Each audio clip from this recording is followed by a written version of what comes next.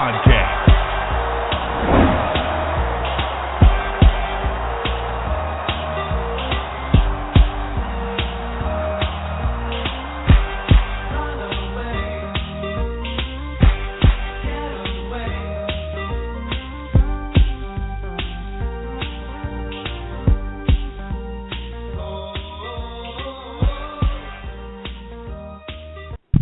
Eddie Lacy, Mike Daniels, Gilbert Brown, Don Barclay, Micah Hyde, your Green Bay Packers, yesterday's legends and today's superstars. From corporate or non-profit events to private parties, add some spice, hire a Packers player from Mayfield Sports Marketing. For details, just go to PackersTalk.com and click on Player Appearances. Are you looking for some signed Packer memorabilia? Look no further than Waukesha Sports Cards. If the Green Bay Packer can sign it, Waukesha Sports Cards has it. Check our website for upcoming Packer player and legend signings. Go to WaukeshaSportsCards.com. Well, hello, everyone, and welcome to Pulse of the Pack. In case you can't tell by my tone of voice, this is a much happier version of Pulse of the Pack than we had a week ago at this time. It is Sunday night at 10 o'clock here at Lambeau time, and the Green Bay Packers have survived in advance. They moved on. They beat the Washington Redskins, and they will now move on to face the Arizona Cardinals next week. We have a lot to talk about on this show. And it'll be much more upbeat than last week's show was. I am your host, Jacob Westendorf, enjoying some, we'll call them victory beverages here at my disposal. Don't worry, I'm not too many in deep, so I'm not going to go crazy here in the middle of the show. But I am enjoying a Packers victory because every playoff one is special. With me, as always, is Jason Perrone in his final day in the desert. And, Jason, I just want you to know it was frigid today in the Midwest. I'm sure all of you watched the Minnesota game today. It was also anywhere from 8 to 10 degrees as a high today in Rockford, Illinois. So, Jason, it's your final days in Arizona. How are you doing, and how are you looking forward to moving to a very sad and dejected Vikings country? Well, before we get to that, Jacob, if you're not going to go crazy in the middle of the show, then I'm disappointed that we decided to record today, because that's the whole reason why I said we had to go today. I want to hear Crazy Jacob. So maybe consider downing another libation or two. I know you and I have debated about the best shots to take. I'm a little bit of more of a Jameson kind of guy. I know that you're not always unnecessarily on board with that. So you and I, being as close as we're going to be, we're going to have to figure that out pretty quickly because we're going to be sharing some libations in person on a more frequent basis. But, yes, for those listeners out there, obviously, you know, moving the family to balmy Minneapolis, Minnesota, and actually what's funny is the moving truck is actually held up by a day, so we're not going to get out of here probably until Tuesday. So I get an extra, you know, as my prize for the Packers victory, I get an extra day in Arizona before I have to get in the car and trek across country because we're gonna drive our cars. We have our stuff moved, but we're gonna drive our cars. But all I kept thinking about as the Packers were wrapping up this victory was how much sweeter 3 days, 2.5, 3 days worth of driving is going to be listening to the NFL radio talking about the Packers' outstanding performance against the Washington Redskins and how much potential they might have this time against the Arizona Cardinals. So this will be my last show from Arizona, and we're going to be in the same time zone, Jacob. How does that sound? Sounds really good. I'm looking forward to training camp, Lambeau outings, in the Hall of Fame, whatever it is, all kinds of different stuff we could do. And, Jason, by request, there's another libation, as you asked. As far as shots to take that are interesting, anything other than that nasty-ass Irish car bomb that you got me last year when you came down here for the Patriots game will do for me. But, yeah, like you said, the Packers. But, hey, remember, the Packers did win that game, though. They did. They won 26-21 over the New England Patriots. It's one of my favorite regular season wins in Packers history. Today was not a regular season win, but still very enjoyable. And first we must start, as we did after the Minnesota game, both of us picked the Washington Redskins by a pretty significant margin. I think both of us had them by double digits. I'm just going to say we must eat crow, state our case and accept that we were wrong. I'm sorry. The Packers have given me no reason to believe in them after the way they finished their season. But if there's one thing I've learned in the NFL, and that's something that we'll talk about a little bit later as we go around the league a little bit, quarterback play matters. And Aaron Rodgers is far superior to Kirk Cousins, and I'm going to reference him a lot, spoiler alert, in the rest of this show. I've eaten my crow. Mike McCarthy, Aaron Rodgers, you've proven me wrong again, and I am more than happy to be wrong on this occasion. Jason, here is your plate. State your case. I stated on Twitter earlier today that I have eaten crow so many times this season that I think I'm actually acquiring a taste for it, and I think I'm actually starting to crave it. It doesn't bother me anymore, and it's kind of like that rare person that you come across that actually likes liver and onions. So, yeah, I legitimately did not feel good about this game, and I've been picking against the Packers on purpose to try to create the reverse jinx effect. But I think, one of my cohorts, I guess I'd call him, although he's very well renowned and respected, writes for Sports Illustrated, Peter Bukowski, summed it up best today when he said, for those of you who picked Washington over Green Bay, in the end, just realize that you were picking Kirk Cousins over Aaron Rodgers. And I get that Rodgers has had his struggles. He hasn't played well. But like you said, Jacob, quarterback play matters.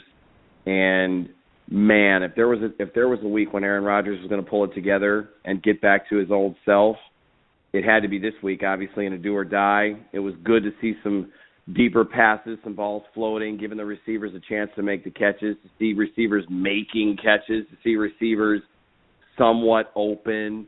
I mean, we saw the ball get spread all over the place. It was a great effort, but like you said, Jacob, absolutely quarterback play, huge. Big test coming up in the desert is going to be Carson Palmer, Aaron Rodgers, the Redux. I think it's going to be a little bit different this time, but that's going to be one heck of a matchup. Both defenses are going to have their hands full. In my opinion, if the Packers can play like today, that is the best matchup of the weekend. Pretty close with Seattle and Carolina. I'm looking forward to those as well, and we'll talk about those games as we go forward. Jason, you mentioned how the Packers kind of pulled it together, and it looked like they knew what the hell they were doing, and it did not start that way.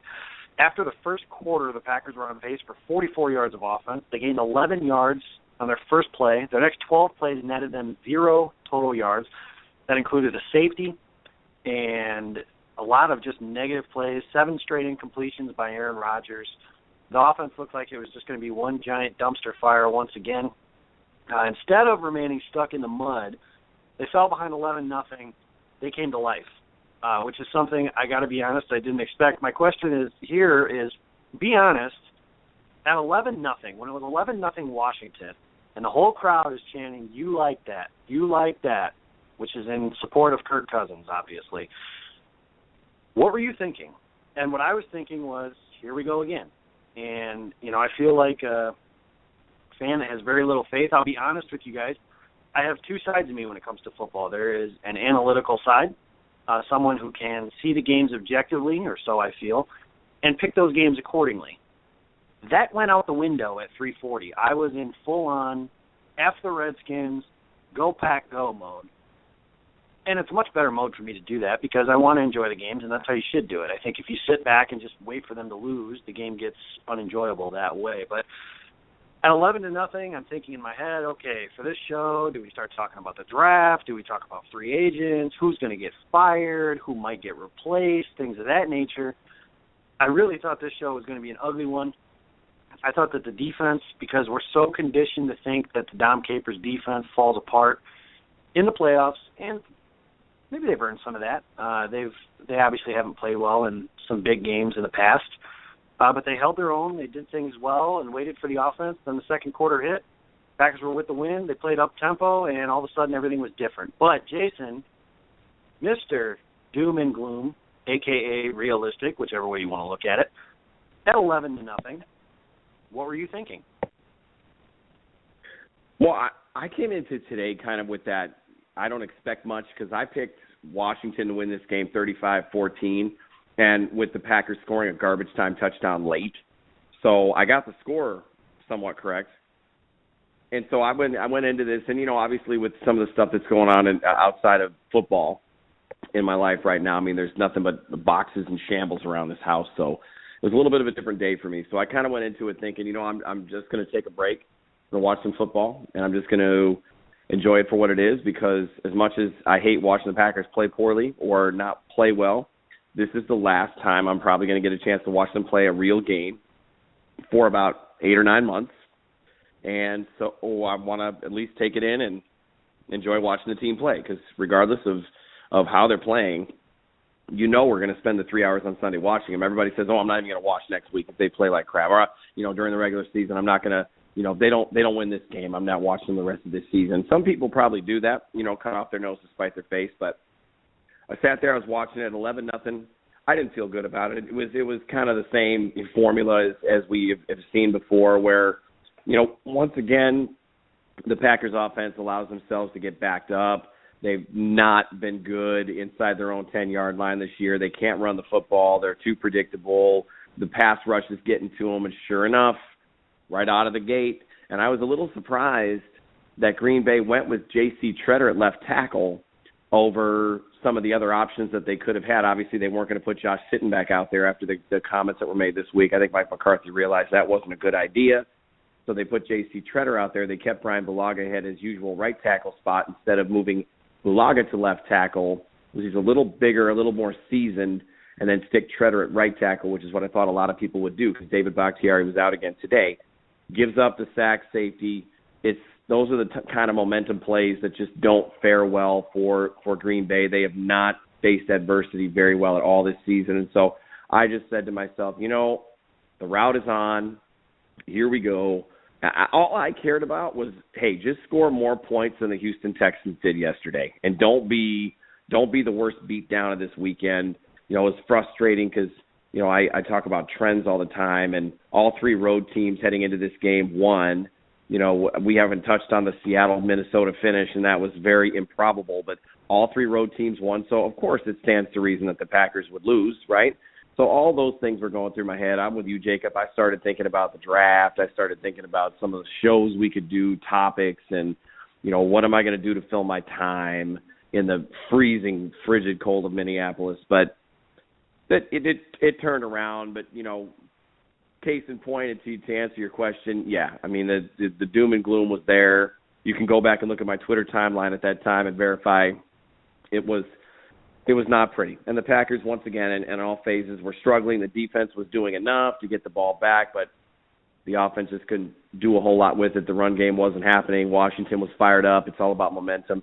Green Bay just didn't have a lot of it. So obviously things turned out well, but at that time, I was down in the dumps for sure, 100%. 11 points to me, it might as well have been 30. As was I. 11-0 felt like 31-0. Big moment in the game, Jason, you mentioned the safety. Following the safety punt, the Redskins appeared to score a touchdown when Deshaun Jackson broke free on a crossing route. He ran to the pylon. His foot was inside the pylon, but the ball was not. And upon further review, they put the ball at the half-yard line. The run defense made 2 stops, which were nice to see. A false start penalty or delay a game penalty, a pre-snap penalty of some sort for the Redskins, moved him back, and Clinton Dix broke up the pass in the end zone. That made it 5-0 instead of 9-0, which I know the Redskins ended up scoring to make it 11-0, but now you're talking 16-0, 15 or 16-0, pending the extra points if they went for 2, stuff like that. But a much different game if they're able to do that. Big stop by the defense there, and then after that, after the 11-0 spurt, the offense started moving up tempo and kind of played schoolyard ball, moving the ball all over the place. Big play on that drive. James Jones had a 30-plus yard reception. He's continued to have a great season.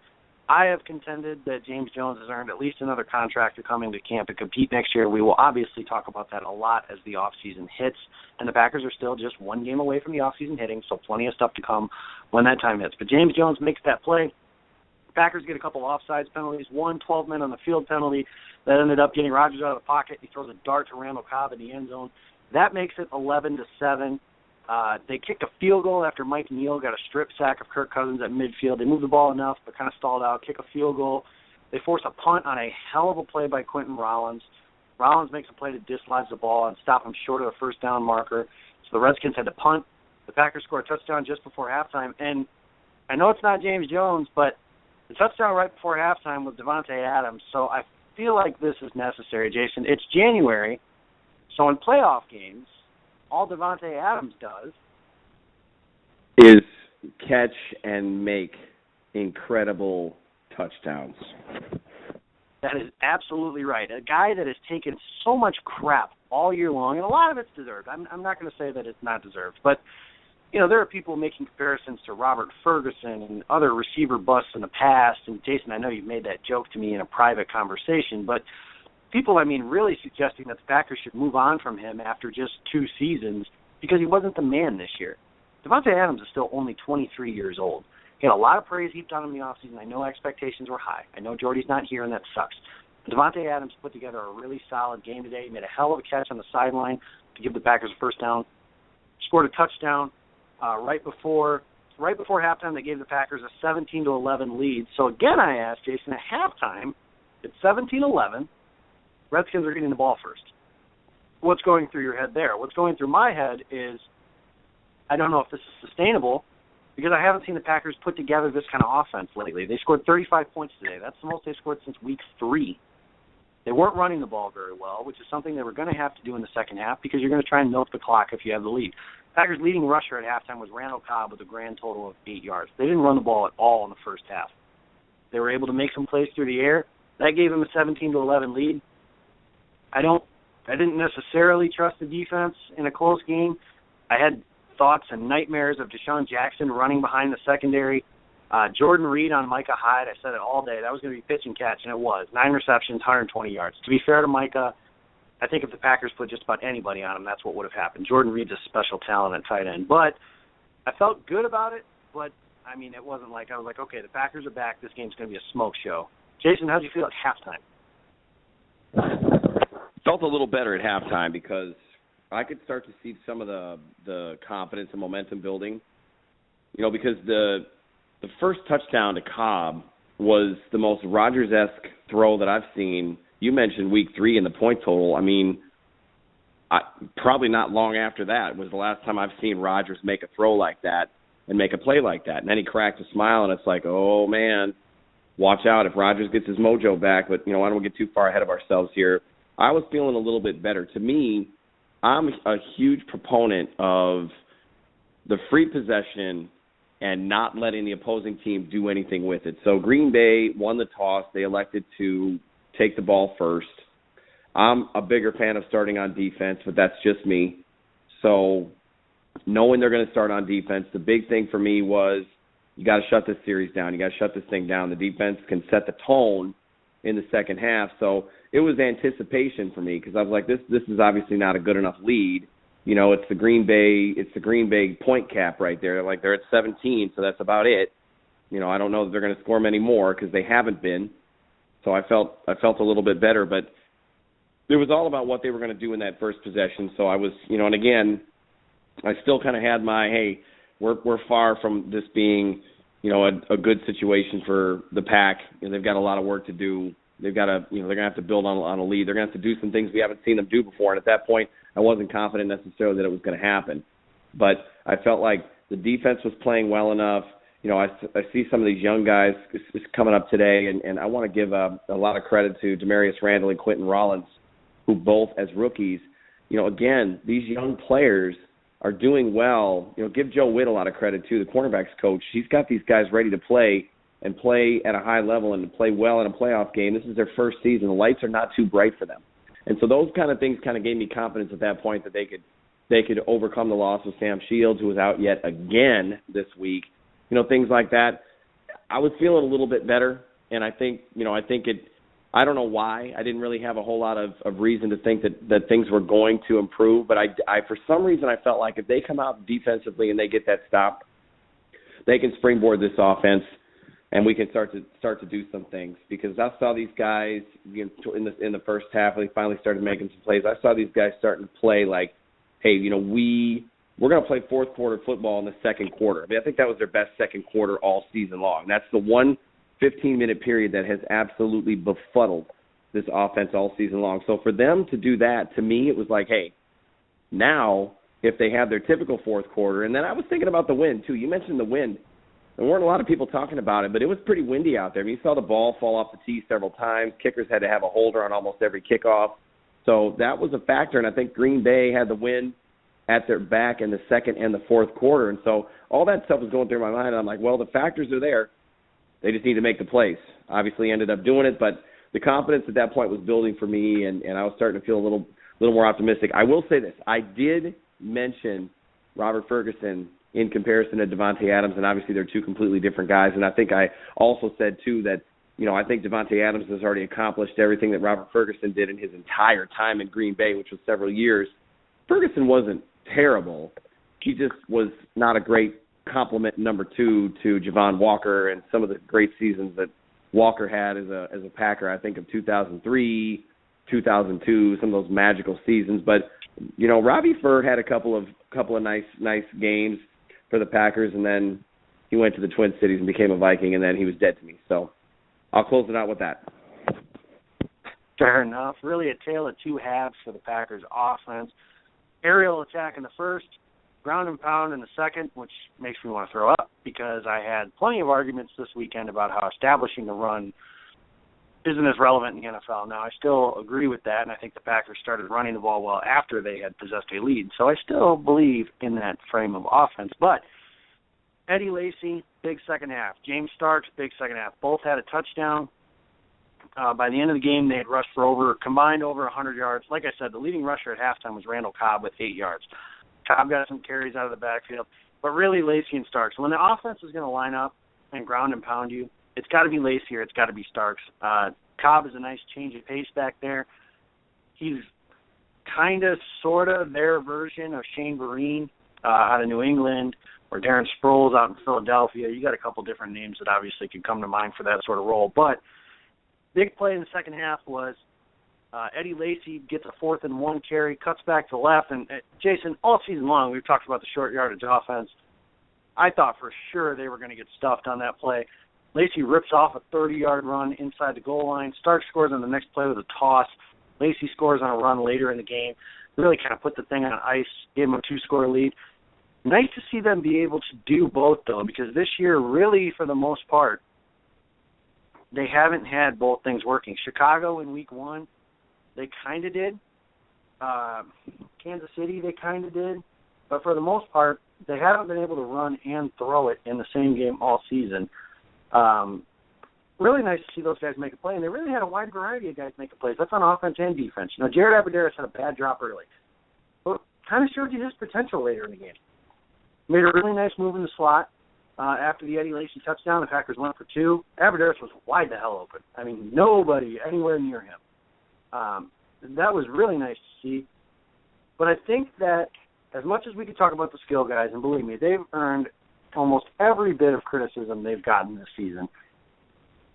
The group that's gotten a lot of criticism the last couple of weeks is the guys up front. And I want to give those guys some love because the last 2 weeks they gave up 13 sacks. The Redskins' pass rush wasn't exactly awful. You know, they're not facing Lawrence Taylor and Derek Thomas on the outside, but the Redskins do have capable pass rushers. They had J.C. Tretter playing left tackle, and I thought for sure it was going to be a dumpster fire after the first series, or after the series where Rodgers was sacked in the end zone for a safety. Tretter obviously played tackle in college, but not really left tackle. Not really built to be a tackle in the NFL. They only gave up 1 sack. Rodgers had time in the pocket, had clean pockets to throw to, or throw from, hit open receivers, and then they controlled the running game late in the game when they were trying to grind out the clock. Save for a fumble by Eddie Lacy, that offensive line, well, that's not really the offensive line's fault, but the offensive line dominated the game, and they would have been able to grind out the clock just like that. I think they deserve most of the credit for what happened today, really, because you saw when the Packers' offensive line plays well, their offense can still do some things. Now, is it as dynamic as it used to be? No. But they could still do some things. They made some plays down the field. They made some intermediate routes work. You know, they had some different stuff that they did. They ran the smoke screens to Adams. They got some yards after the catch. They were able to run the ball late in the game, like I said. J.C. Tretter played very well today. I thought the offensive line as a whole played well today against a good pass rush. And they better be ready because they're going to see a very ugly tape tomorrow morning when they come in for meetings because the last time these two teams played, Arizona and Green Bay, Rodgers was sacked 8 times. And it was ugly across the board. one thing I do want to give this coaching staff credit for. Oftentimes they are maligned for refusing to make adjustments, refusing to try different things. Mostly that's directed at the lack of difference in the wide receiving corps. Devontae Adams, James Jones, and Randall Cobb get the majority of snaps. Today, Jared Aberdeen's played some more. I think Janis got like a snap or two on the offensive side of the ball. But really, the last 2 weeks, you can call it desperation, you can call it adjustment. But Josh Sitton played left tackle this week. This week it was J.C. Treader. Instead of sticking with Don Barclay as the left tackle, they were willing to do some different things. I think they deserve some praise for that, even if it should have been incredibly obvious a long time ago that Don Barclay is not a left tackle in the National Football League, and I don't even know if he's a professional offensive lineman anymore. But very good job by the big boys up front. Jason, you got anything to add for the big guys? One thing I want to add in is just that you're going to see a game ball thrown at J.C. Treader because he gave up the sack safety early and then settled in and got it together. And when he came in relief earlier this season for Corey Linsley at center, he's a versatile guy. He's not your prototypical left tackle. I mean, I look at him and I just think to myself, like, he's barely a tight end. And he's just so undersized for what you need out of your typical left tackle in the NFL. But he played well. He made it work. You know, Rodgers wasn't clean all day. They credited Washington with only 1 sack on the day. But that was a great performance. And the reason why is because you could see in Aaron Rodgers' demeanor, I'll call it, in the his behavior in the pocket with the football, knowing that he had the time, he finally eventually said, hey, you know what, all right, I know I'm going to get X amount of time to throw. And so he didn't have problems. He was definitely on the run at times, but he definitely was able to settle in there, look for his receivers, and lo and behold, he made throws that we're used to seeing from him. So I really like the way that Treader stepped up and kind of responded to the adversity there. And the rest of the offensive line, I give credit to those guys because I know they're banged up. Sitton's got the back, Lang's got the shoulder, Bulaga's got everything.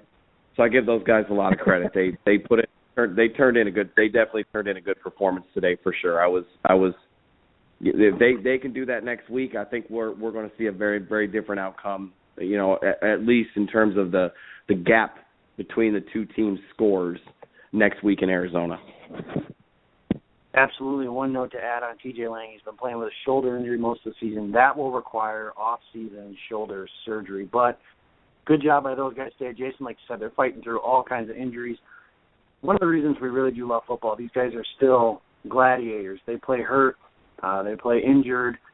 Really when most normal human beings wouldn't be able to do the same thing. Defensively, that's where this game really impressed me.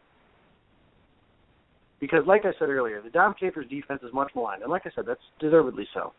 It's not like they've been a shutdown defense and the Packers have only scored 13 points and they've lost because of that. But they gave up the 11 early. Well, really, they gave up 6 early points if you just say the touchdown, because 5 of the Redskins' points early were set up by the safety.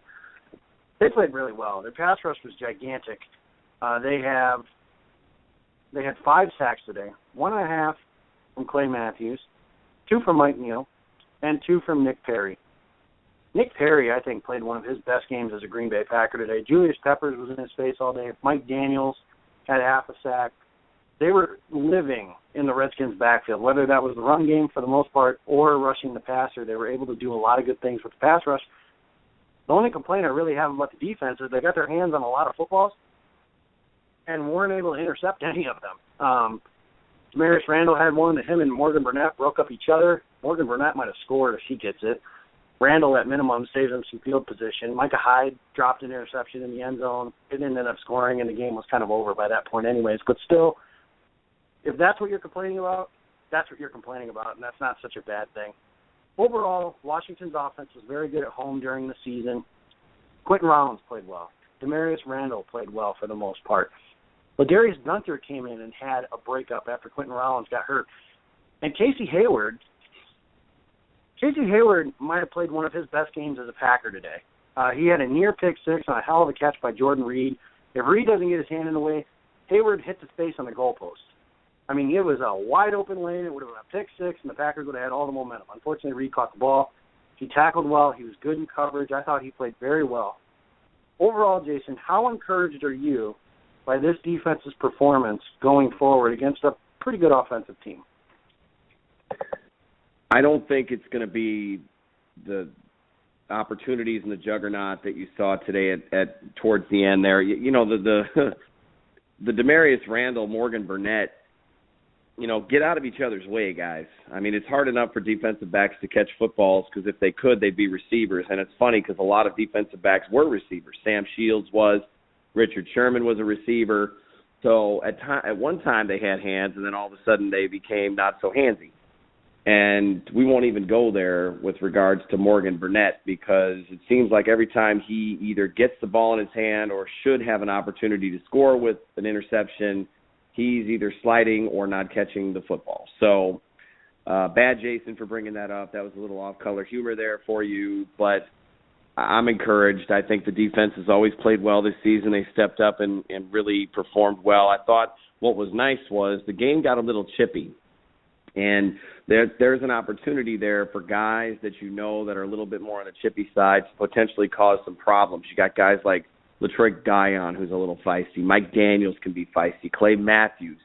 You know, and these guys were definitely mindful of the fact that they didn't want a stupid penalty or something dumb. And I think, Jacob, if you kind of referenced discussing some of the other wild card games that happened this weekend, and there's one in particular, you know, penalties at this particular time of the year that are after the play, dead ball, those are the types of things that reveal the character of your team, and they will kill your season. And I was very proud of our defense for keeping their composure, staying tight with their assignments, and being very, very sure with their tackling. You know, it was nice to not see a lot of missed tackles. It was good to see them playing some of their most sound football. I mean, Jake Ryan had a nice tackle. Quentin Rollins, before he got hurt, had a nice pass breakup. Demarius Randall, another good day for him. Morgan Burnett was credited with 13 tackles today. He led the team. It's just amazing to me how his stats are off the charts. And again, you know, tackles are kind of arbitrary. And what is a tackle? I mean, a guy catches the ball and runs out of bounds, and you're the closest defender to him 10 yards away. Well, you get a tackle. But, you know, Morgan Burnett has quietly put together probably one of the most unsung seasons that on this defense this year.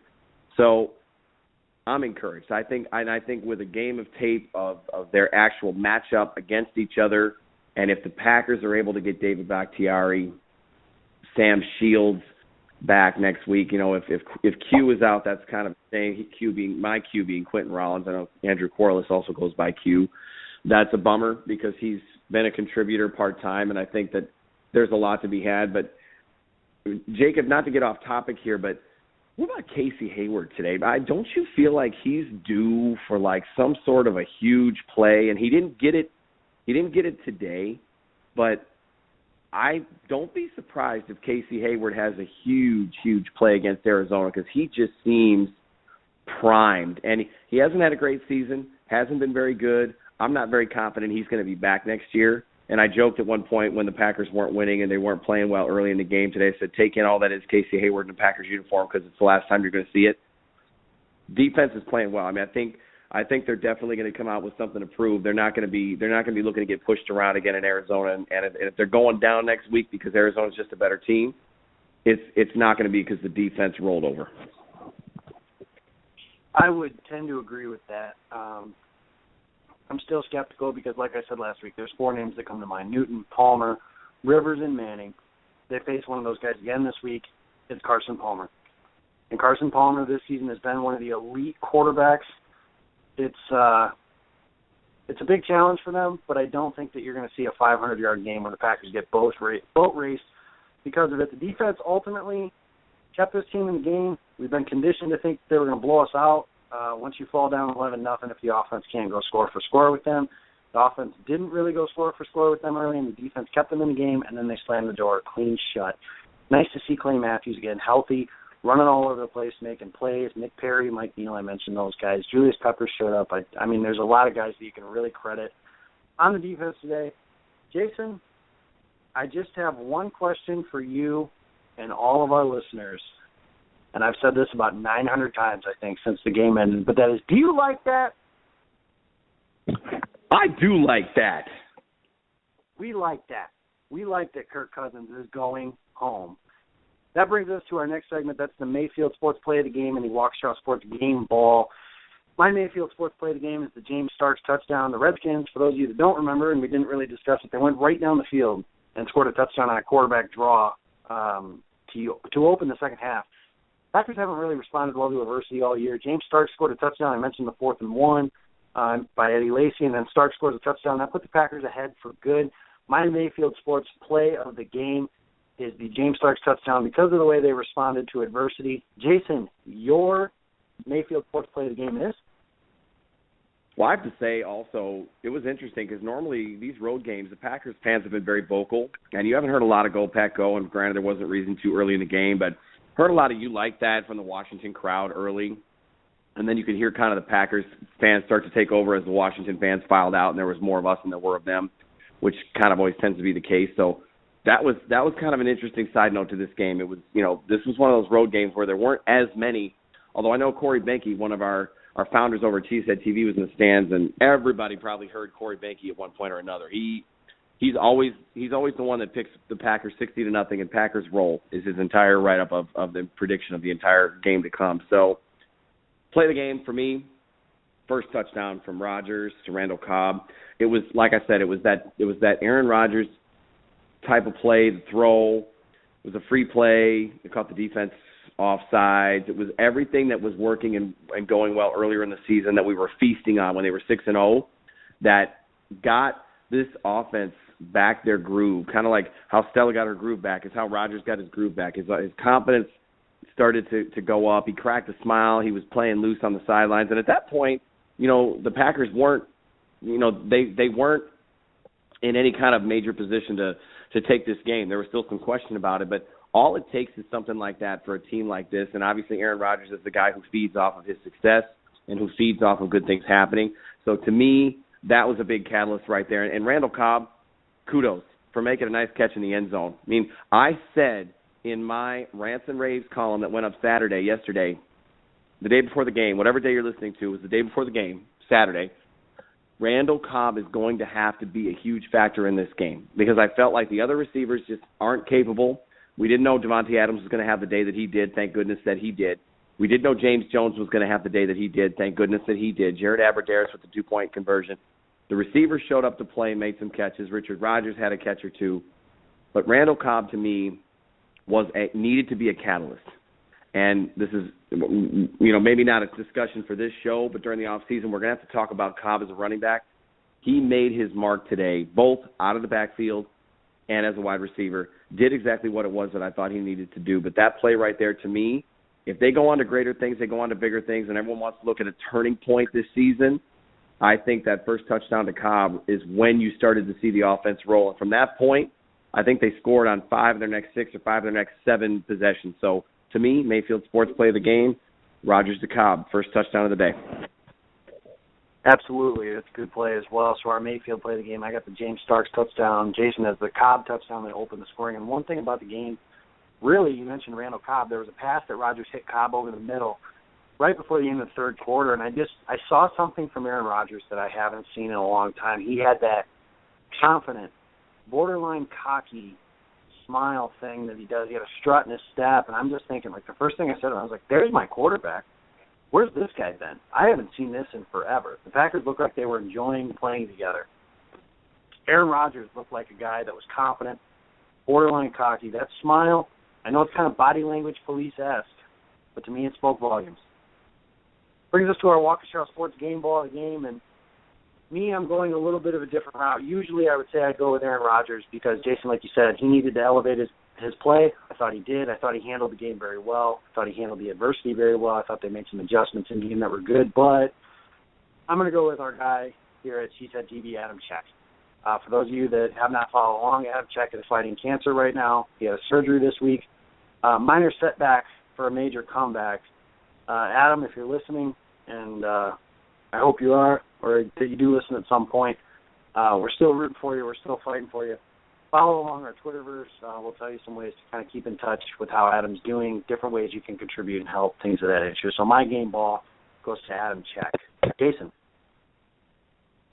With Adam being a colleague of mine, and I know we've mentioned it before and I've talked about it on Twitter, I also just want to say that Adam, he keeps a great spirit. If you follow him on Twitter, he's still joking and handling all of this very well. And obviously our love and support goes out to Adam. I've written with him and been a colleague of his now for over 3 years. It's my 4th season with him on the team, back from the all GBP days with Jersey Al.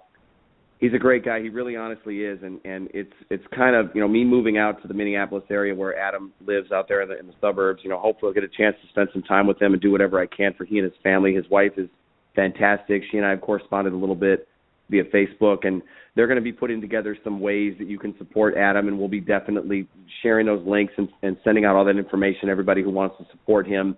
Right now the family's just trying to keep everything together with the holidays and with Adam having had surgery, and he's got his son and they've got a baby on the way in another couple of months as well. So there's a lot of things going on with that family, but couldn't be greater people, and want to wish Adam all the best. I know that he had to watch the game from his hospital room today. I know he wasn't thrilled about that, but he's on his way to progressing enough to be able to go home as he continues his fight, and I'm sure that he was cussing and throwing everything he could at the TV, but that's got to be a nice way to kind of get yourself ready to go home. A little Packers playoff victory there. So much love to Adam Check. Jacob, kudos to you for the game ball for Adam. If we're going to talk about a player today that deserves the game ball, yeah, I think Aaron Rodgers is an easy guy to give it to, but I'm going to go with Nick Perry. Nick Perry stepped up and had a huge game when it mattered the most. The only thing I didn't like today about Nick Perry is he borrowed Clay Matthews' bicep flex after one of his sacks, but that happened to be the dagger that ended up closing the thing out and really sealing the victory for the Pack. Nick Perry, and we've talked about this, Jacob, he just has games like this where we don't see or hear from him for a couple of weeks, usually because he's injured. This season he's been able to play more, but when he shows up to play and he makes plays and makes an impact, he does it in a big way. I mean, there was this game. I remember earlier this season, he's had a couple games where he's played really well. The Baltimore game in 2013 really stands out to me. He hurt himself in that game and missed some time, but he had a big, sack fumble that he caused that helped the Packers. They ended up beating the Ravens. It was the first time an NFC team has beaten the Ravens in Baltimore under John Harbaugh. I mean, he just does special things. If he could do it on a regular basis, obviously, it would be fantastic. But again, a converted defensive end in college, comes in as an outside linebacker. Packers are going to have a decision to make with him. They did not pick up his 5th-year option, so he's a free agent after this season. And, this is the kind of game in the playoffs, this is where you make your money. This is where your legacy gets carved out. So is Nick Perry about to get paid handsomely by some team that Green Bay just can't compete with because of his performance today? He was a huge reason why the defense had such a big day. Pressure on Kirk Cousins was another one of my key factors because there's just so many weapons in the Washington passing game. They were going to have to get to Cousins if they were going to have any success on defense and slowing down the pass. Nick Perry made it happen. First and foremost, game ball to number 53. So game ball to 53 or number 12, but most importantly, game ball to Adam Check. Adam, Julianne, our thoughts and prayers are with you as you guys fight this battle together. And those are our game balls. Waukesha Sports Game Ball, North Mayfield Sports Play of the Game. You need a Packers player, something to spice up your event. Talk to those guys. Those sponsors, we like that. Let's go around the league now. Obviously, the Packers weren't the only team to play this weekend. I love Wild Card Weekend because it really had some of the hype and such of the Super Bowl without all the pregame nonsense that goes with it. There's 4 games. Obviously, the first one yesterday was a bit of a dud. We don't really need to talk about Chiefs and Texans. Good for Andy Reid, I guess. I grew up with an Eagles fan. I know that Andy Reid's a big deal in Philadelphia. So good for him. Good for Alex Smith. Not really a whole lot to see there. But the other 3 games were really intriguing. Obviously the Packers because we're Packers fans. But the other 2 games, Cincinnati against Pittsburgh, and then Minnesota against Seattle. Cincinnati-Pittsburgh ended really largely due to a lot of stupidity on the Bengals front. If there's anything I'm wearing this week, Bengals going to Bengals and Vikings going to Vikings. Because the Bengals had that game in hand like 4 different times. They blew it. I can't believe that they were in position to win that game with A.J. McCarron, but after Ben Roethlisberger exited with what is now believed to be a separated right shoulder, the Bengals really went on a run. They made it 16-15 at one point. They had the lead. Vontaze Burfict got an interception and really looked to have sealed the game. The Steelers still had 3 timeouts. Jeremy Hill fumbled on the first snap. Coming out of the interception gives the Steelers another chance. Ben Roethlisberger returns, because Landry Jones has been playing. Ben Roethlisberger returns, leads kind of a drive, but it looks like he can't throw it really far down the field. Burfict gets a head-hunting penalty, which he's become known for. And then Pac-Man Jones gets a stupid penalty, and I don't really understand how Pac-Man got a flag and Joey Porter didn't. It kind of felt like the Steelers were baiting them into doing something stupid, and the Bengals obliged them. Chip shot field goal, Steelers win, they go to Denver. Vikings, that game was fun to watch for me because as much as I am a passing game guy, those frigid conditions are just fantastic. I love it. It's a part of history. Watching teams overcome the elements to try and win a football game. The Seahawks struggled the entire day. Russell Wilson made a big play on an ad-lib where a snap went behind him. It bounces to him. He hits Tyler Lockett. Sets up the first touchdown for the Seahawks. That made it 9-7. Adrian Peterson fumbles. Sets up a field goal. The Vikings get the ball back. They get a stop late in the game, get the ball back with a chance to go win it. Pass interference penalty and a big play by Kyle Rudolph puts them in position to kick a 27-yard field goal from the left hash. And I'm sure you saw the jokes. Laces were in. Blair Walsh puts it wide left. Seahawks win 10-9. They earn a right to go to Carolina. It really feels like the Seahawks just have a horseshoe or rabbit's foot, name any lucky superstition type thing close by, because they continue to win games in the luckiest of ways in the playoffs. But as they say, good teams tend to make their own luck. Seattle won the game. Blair Walsh hooks it wide left. Paul Allen with another glorious Vikings losing call. Jason, like you said, Minnesota season still ends before Green Bay's, even if only by virtue of the clock. Turns out not by virtue of the clock, because the Packers did win. But overall, what were your impressions of the first weekend of the playoffs? I mentioned, Bengals go to Bengals, Vikings go to Vikings. Bad teams just find a way to do bad things, and that's what they did.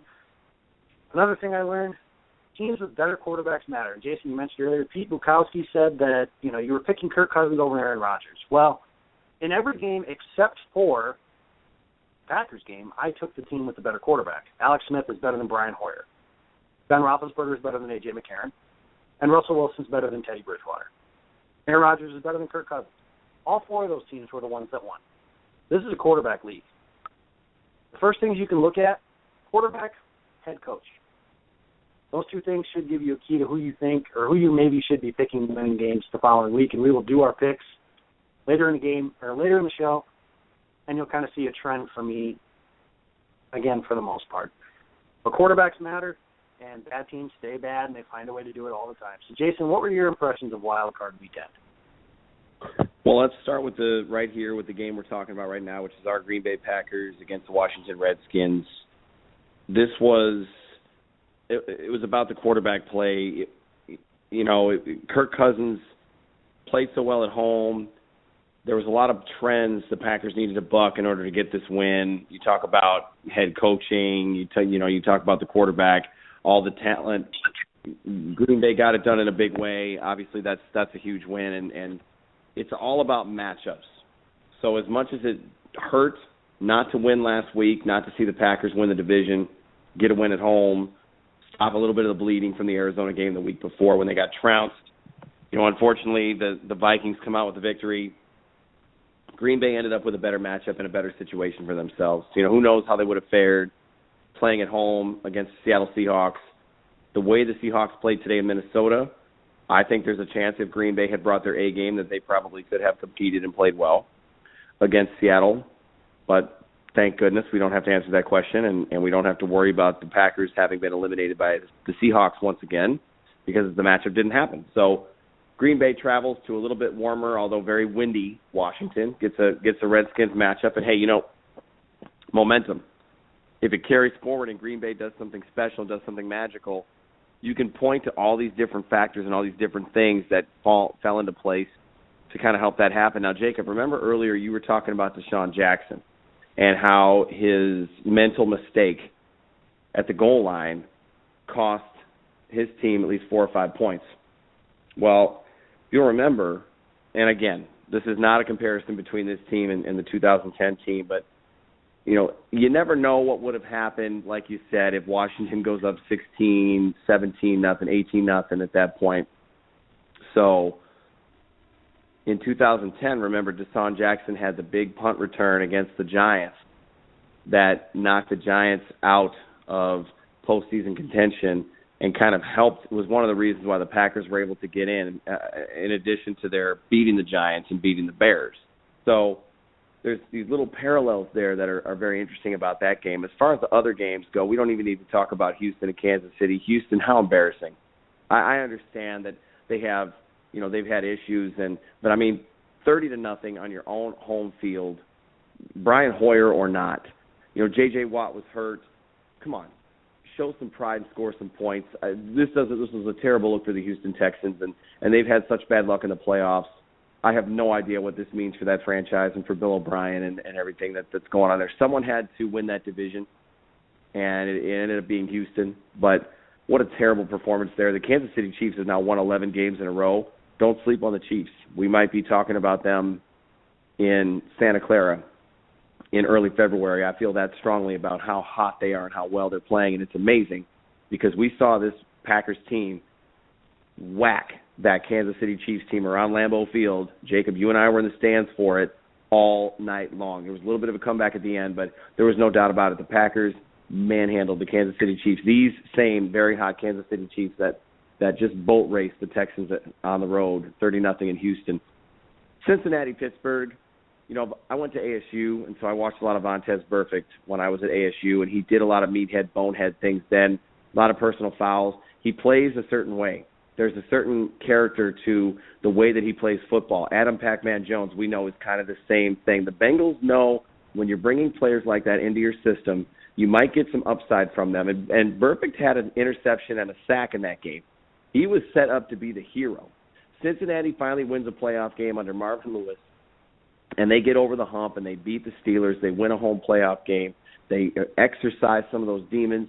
Vontaze Burfict is getting a game ball. He's getting his own Mayfield play of the game. He's getting his own game ball. Instead, stupid personal foul penalty that not only cost his team yards, eventually cost them the game in a way. I guess you could say there were several things that led to it, but he's going to be getting some mail from the league.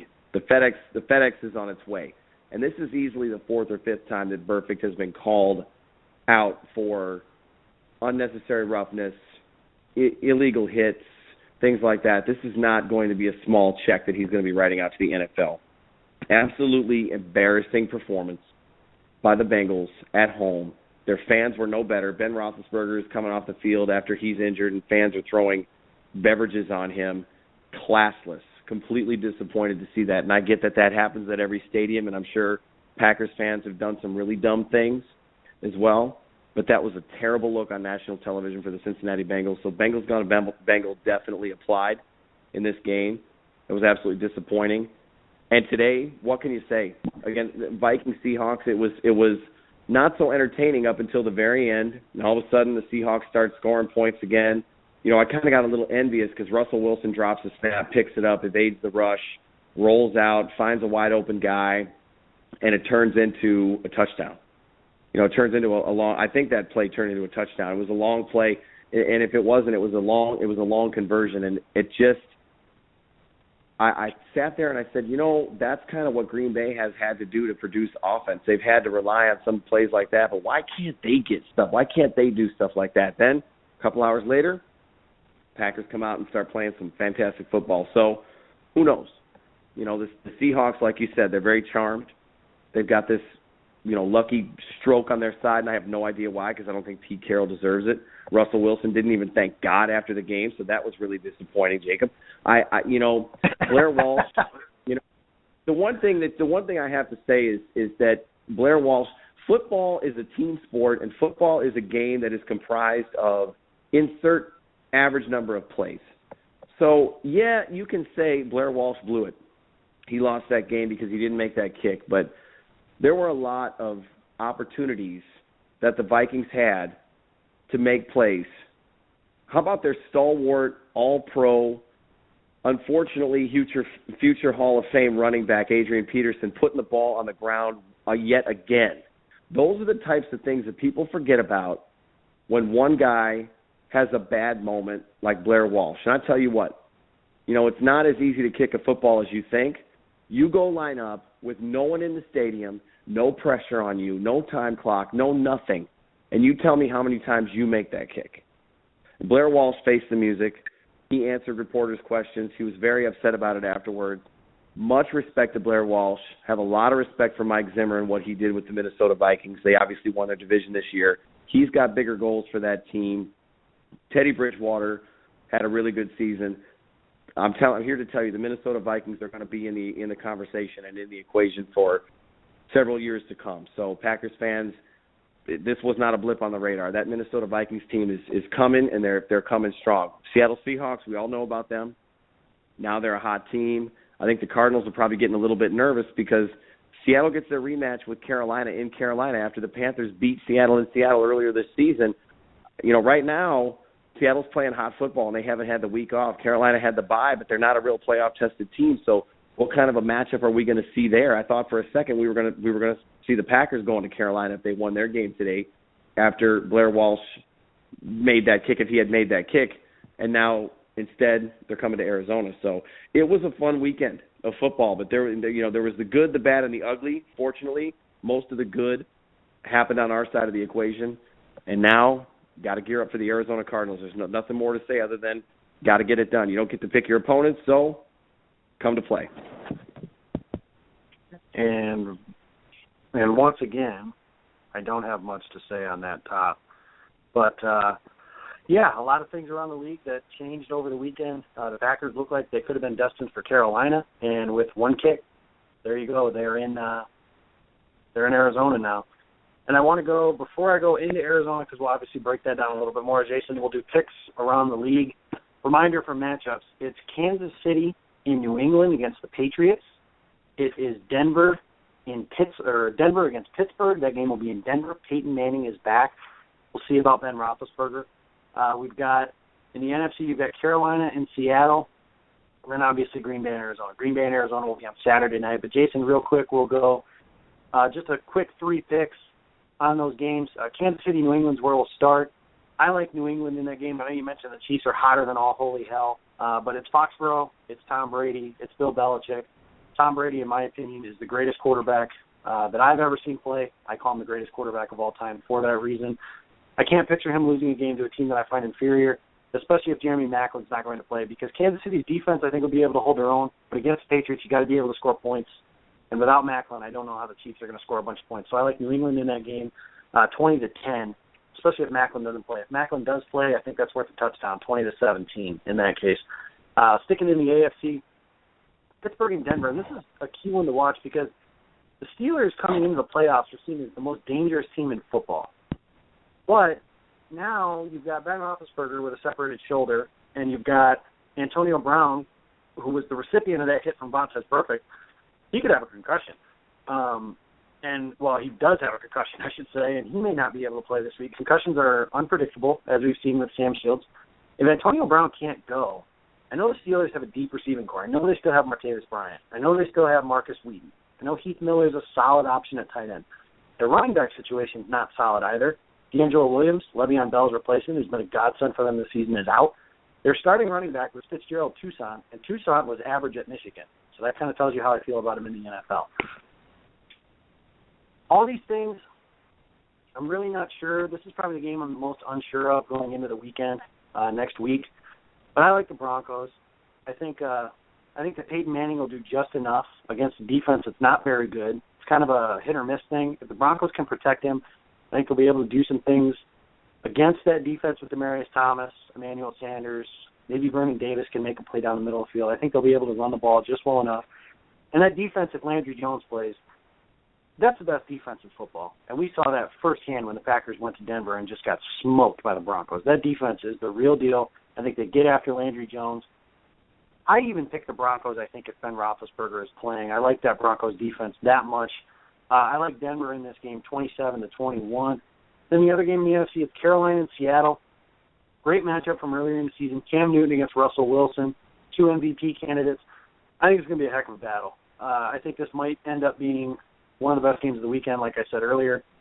Carolina's 15-1, and they've got to be maybe the most disrespected is the wrong word, but it's the word I'm going to use. Disrespected 15-1 team ever, because I've heard a lot of people talking about how, well, I'd rather play Carolina than Arizona. That's no disrespect to the Cardinals, but Carolina's 15-1. They can beat you on offense. They can beat you on defense. They can beat you on special teams. Seattle, to me, is the darling of the NFC. Like I said, they've got that horseshoe, rabbit foot, whatever thing. They're incredibly lucky. Luck has to run out at some point. I think it runs out this week. I think Cam Newton makes enough plays. I think that's the Panthers' defense could shut down that Seattle running game, figure out a way to cover Doug Baldwin, and give the Seahawks really some fits on offense. I like Carolina in this game, 24-21. I like Graham Gano to hit a late field goal in that game. So to recap, my picks are another Manning-Brady showdown for the AFC title in the AFC, and I like Carolina over Seattle, and we'll talk about the Packers momentarily. But, Jason, your picks? Man, injuries changed a lot of things about this because I'm going to kind of go boring here, Jacob. I'm in agreement with you on all three now because of the injuries. Otherwise, my picks are completely different. If Jeremy Maclin plays, which he's got a significant knee injury, he's not going to play. I don't think he's going to play. May have already been ruled out. If not, I just don't think he's out there. And if he's not out there, I think Kansas City season, this incredible run that they went on, ends in New England. Like you said, it's Belichick, it's Brady. You and I could be out there running at wide receiver, and they'd somehow find a way to win a playoff game. I know they've lost some games at home to some really good teams, but those teams were at full strength. And unfortunately, Kansas City is missing a really key piece to their offense. And that's going to be the X factor there in that game. So I like New England. I don't know as far as a score goes, but I got to go with Denver over Pittsburgh because of the Antonio Brown concussion. If he's able to go at all, I question the concussion protocol. That was a nasty hit that he took. I mean, the look on his face when he got hit, it looked like he was almost knocked out midair. That was a nasty shoulder helmet that he took from Vontaze Burfict. An absolutely dirty, stupid, disgusting play by Burfict, and it's unfortunate because it's a big reason why the Steelers season may end. And Ben Roethlisberger with the separated shoulder, the shoulder issue, he said in his post-game comments that while he went back in the game, he wasn't able to throw anything deep. And with that kind of an injury over the course of 6-7 days, it's not going to be any better. Without your best offensive weapon in Antonio Brown, you're not going to be able to get it done with the over-the-middle stuff. I mean, Bryant's a great receiver, but I don't think he's ready to carry the load yet. And then you just don't have your full slate at running back to roll with. I don't know if D'Angelo Williams is going to be out again, but I think Pittsburgh just gets snake-bitten by the injuries. Unfortunately, I think they would have given Denver a run for their money, and I think they possibly could have pulled off the upset, but I got to go with the Denver Broncos. So we're in agreement there with Manning Brady one more time for the AFC, which is fantastic because this may be the last season that we see Peyton Manning playing, although he says he wants to come back. Of course, he wants to go out on his own terms. So, but that should be a pleasure and a treat for all of us. And then on the NFC side of things, I kind of wanted to ride Seattle because they're playing so hot. But after the way they played today against Minnesota, and with Carolina's defense the way that they are, and Cam Newton running that offense, and with more weapons in the passing game, although Doug Baldwin has been a great receiver for the Seahawks, but I think that Carolina's defense and their offense is not going to be so forgiving for some of the mistakes that Seattle was able to get away with. I think a defense like Carolina's gets to Russell Wilson when he drops that snap, and he's not able to get off a magical pass like that. And I think you got a guy like Josh Norman in the secondary. He's not going to let Lockett catch that ball. Those are the types of things that are going to go against the Seahawks that have been working for them over the past couple of weeks. And so their season ends. They will not be in the NFC Championship game for the first time in 2 years, and you're going to see the Carolina Panthers hosting the NFC Championship game, and they're going to be playing the winner of the Green Bay and Arizona game this upcoming weekend. So kind of the same thing. I think at the end of it, I kind of wanted to go with a West theme and pick the Seahawks just so I could say the AFC West and the NFC West, those teams duking it out for the right to go to the Super Bowl, but just can't go with the Chiefs, and I can't take the Seahawks. So unfortunately, that's where it's at. We got the same three teams there, and now on to obviously the big matchup, which is Packers-Cardinals, game of the week, and kick it back over to you. I don't know. It's a different one, but I don't know if the result's going to be different. But I think the score is probably going to be a little bit different, and that's important too. Absolutely different. So there you go, guys. We both like Kansas City, we like New England, Denver, and Carolina to advance out of those three. And I get the feeling we're going to pick the same for Arizona and Green Bay. So my advice to you guys, bet the opposite. Although I was 3-1 this weekend for my playoff picks, whatever that's worth for you. The only one I lost was Green Bay. So oddly enough, there it is. Packers-Cardinals, obviously they played a couple weeks ago. Packers were embarrassed. It was 38-8. Rodgers was sacked 8 times. That storyline is going to be put over and over again, how they got boat raced in Arizona. Different week, different game, and even different teams. So, Jason, they got blown out last time. What reason, if any, do you have for confidence here? And mine would be, feasibly, you can go with the hot team theory here because the Packers have won the last game they played, and they played pretty well doing so. And Arizona got blown out by Seattle the last time they played. And I know Seattle is a good football team, but this isn't the Seattle Seahawks of a couple years ago that won the Super Bowl, and they aren't better than the team that won or was in the Super Bowl and a yard away from winning it last year. This is an inferior football team to both of those teams. Green Bay could be considered a hot team. I think that they'll play better on offense. I don't think Rodgers will get sacked every time he drops back.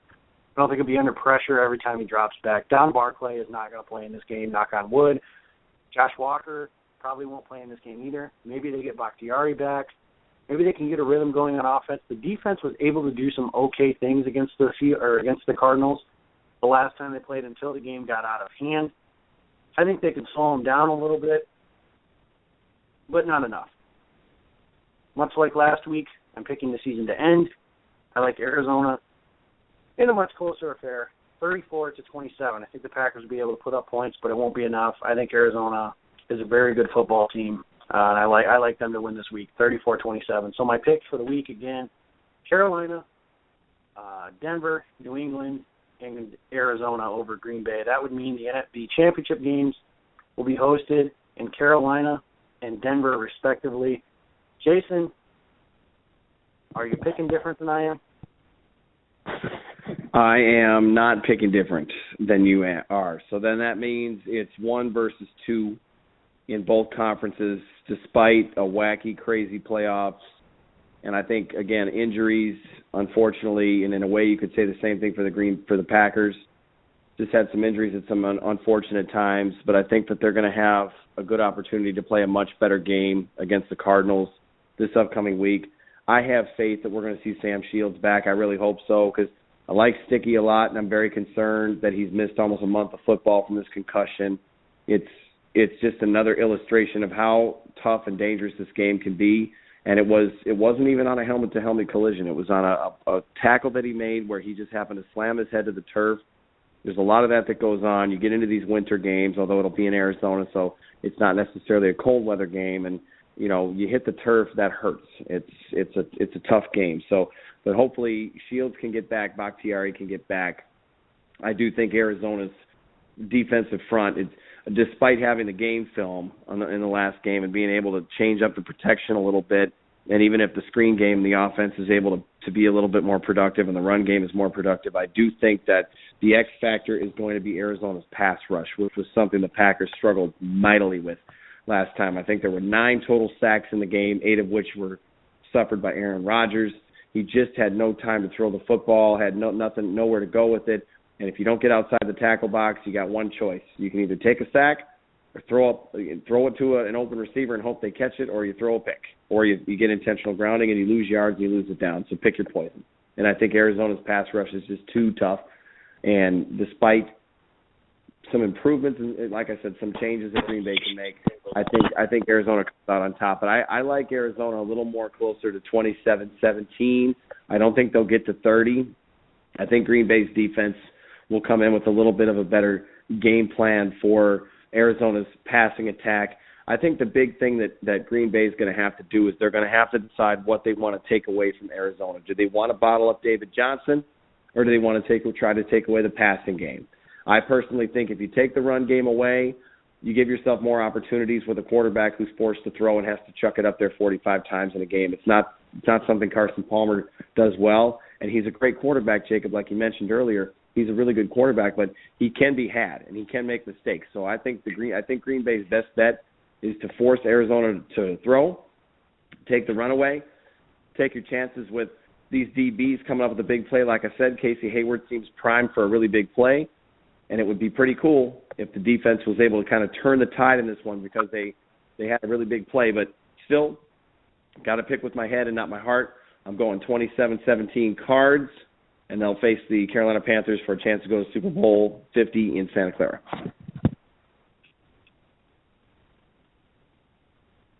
I don't know if you guys could hear that over the phone, but that is Randall Cobb yelling, "You like that," in the locker room after the game. I had to play that because I found it to be hilarious.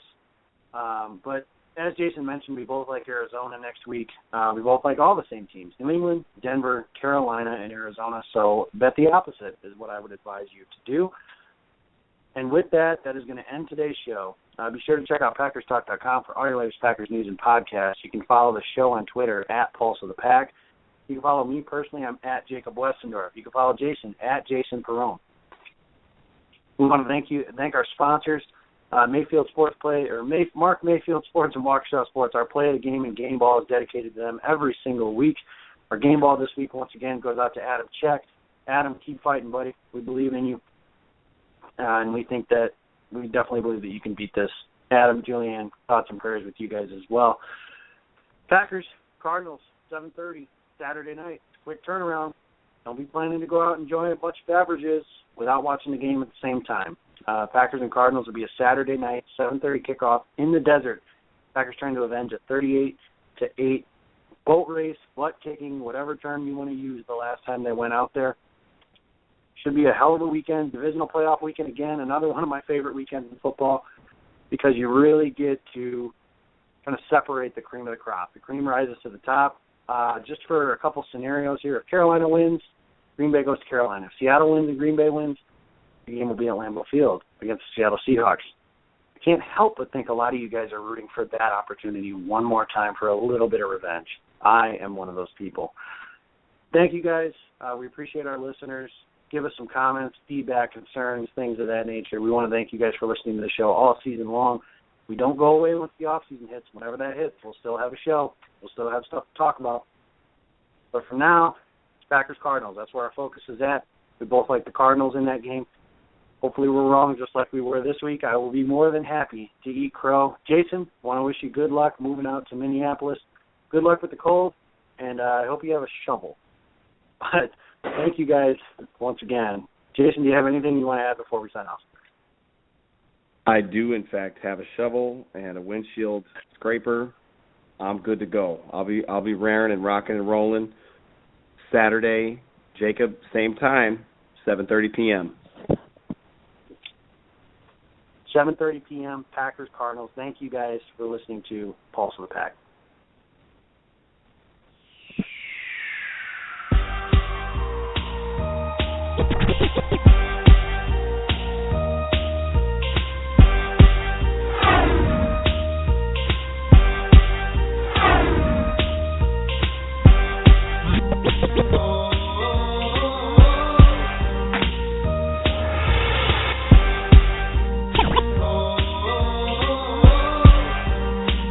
Of the Pack Podcast. Eddie Lacy, Mike Daniels, Gilbert Brown, Don Barclay, Micah Hyde, your Green Bay Packers, yesterday's legends and today's superstars. From corporate or nonprofit events to private parties, add some spice. Hire a Packers player from Mayfield Sports Marketing. For details, just go to PackersTalk.com and click on Player Appearances. Are you looking for some signed Packer memorabilia? Look no further than Waukesha Sports Card. If the Green Bay Packer can sign it, Waukesha Sports Cards has it. Check our website for upcoming Packer player and legend signings. Go to WaukeshaSportsCards.com.